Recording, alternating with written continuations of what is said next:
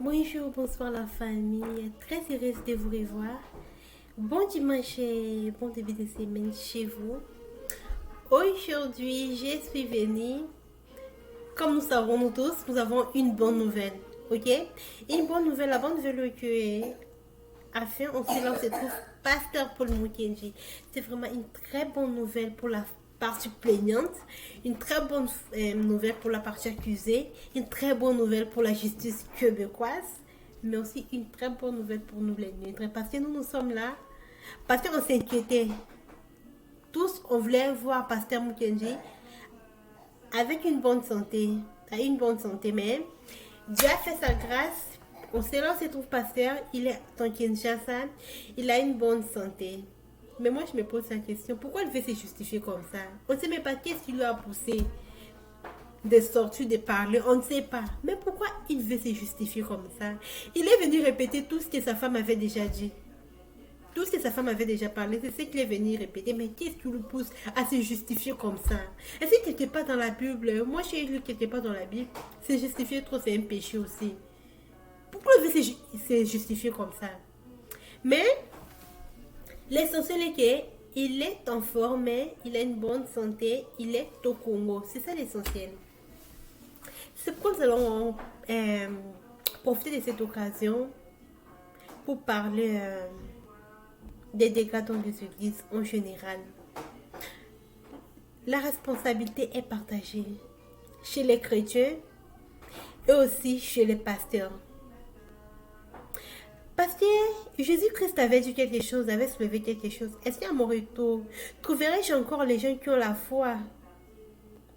Mais si nous voyons bien, on est en train de se perdre. Au fur et à mesure, la foi est en train de se bafouer. Si vous le constatez bien, la foi est en train de se bafouer. C'est pourquoi on va parler de ça. On va essayer de partager cette responsabilité. Commençons par les chrétiens.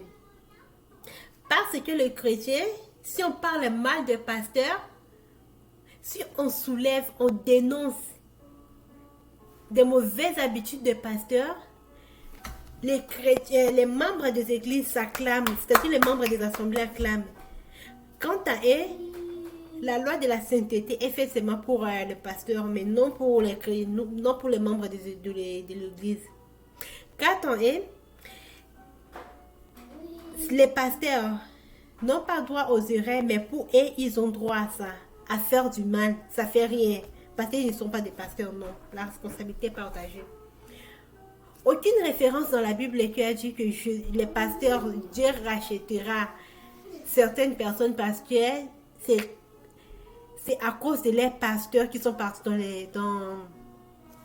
la perdition. Non, tu vas payer ce que tu as fait. Tu payeras.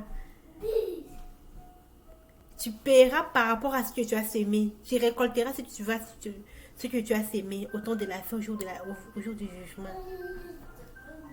Lorsqu'on parle des membres des églises, c'est-à-dire les gens comme moi, qui partent dans une église, qui restent sur les bancs, quelle que soit l'activité qui fait dans les églises, dans l'assemblée. Parce que moi, je ne fais rien dans l'assemblée. Moi, je parle dans l'assemblée, je reste tranquille, je ne fais rien, aucune activité. Mais je vais chercher que Dieu puisse m'orienter pour que je puisse pour commencer à faire quelque chose.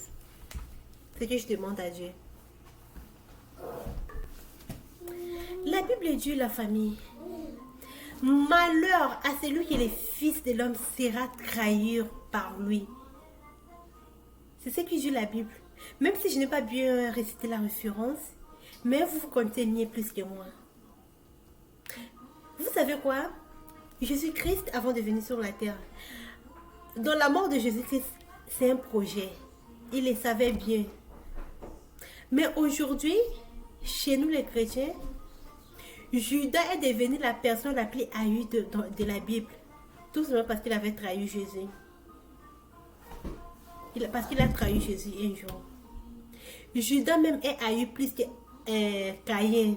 C'est-à-dire, après les diables dans la Bible, chez nous les chrétiens, parmi tous les gens qui ont fait du mal, après le diable directement, c'est Judas. Qu'est-ce que je veux dire par là? Malheur à toi Malheur à toi.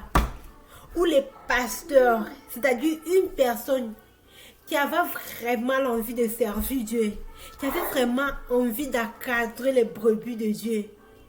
Malheur à toi que la personne est tombée dans ta piège, est tombée par toi. Malheur à toi que le diable t'a utilisé contre les serviteurs, contre l'homme de Dieu. La famille. Lorsque toi tu quittes la maison, madame, messieurs ou demoiselle, tu quittes chez toi, tu vas dans une assemblée, c'est pour chercher quoi? Tu as quel projet ou quel objectif?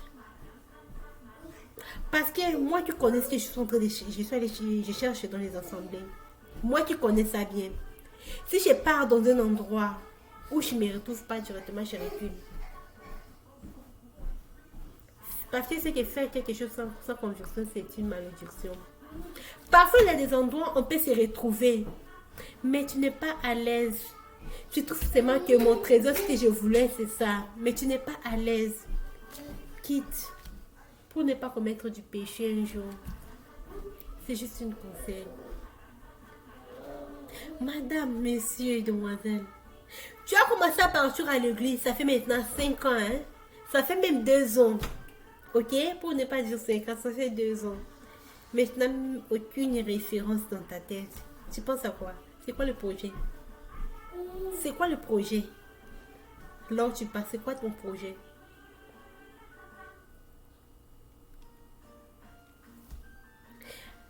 Madame, monsieur, tu pars dans une... Pour toi, on te connaît que tu es membre dans une église, dans cette assemblée. Mais tu vas rarement parce que tu n'as même pas l'empêchement. Tu vas rarement. Les gens comme ça, il faut se méfier d'eux. Les gens qui parlent rarement, ils n'ont pas l'empêchement. Il faut se méfier d'eux. Tu es trop zélé, tu étais trop zélé dans cette église. Tu connais, tu fais la modération, protocole, tu fais tout. Tu prêches, tu connais des références de la Bible. Brusquement, c'est toi qui parles le mal de l'église. Mais tout ce que tu faisais dans cette église, c'est parce que tu étais convaincu, non? Tu étais convaincu de quoi, tout ce que tu faisais? Dans ta bouche, tu sors de mauvaises choses. Dans cette église est comme ça, le mois que j'étais là était comme ça. Mais tout ce que tu faisais dans cette église, c'était pourquoi? Qu'est-ce qui a été convaincu de servir vraiment Dieu dans cette église? Dans cette assemblée, plutôt.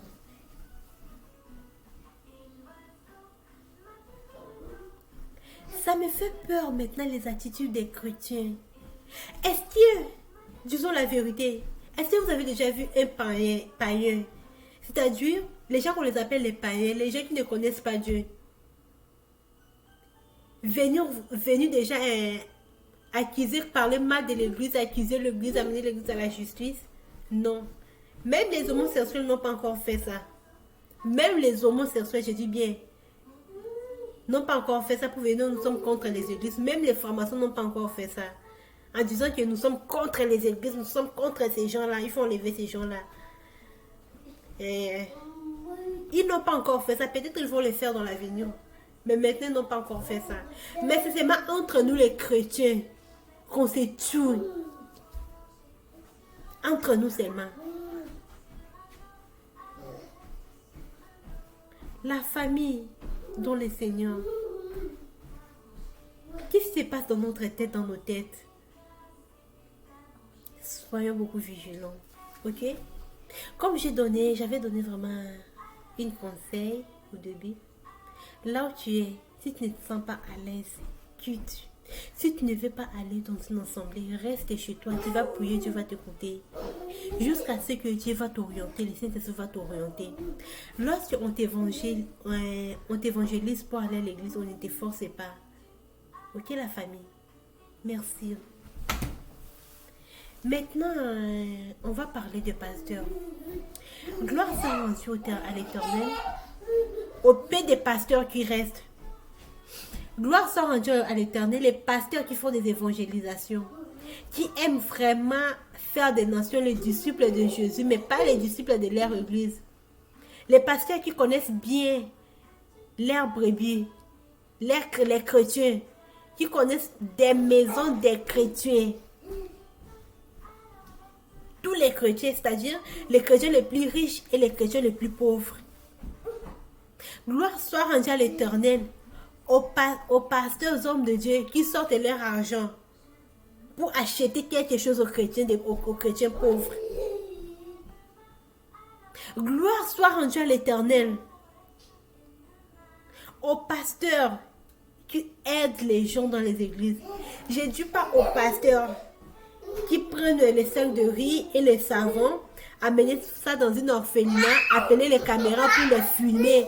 Non, ce sont des anciennes choses. Ok? Prends un chrétien en charge.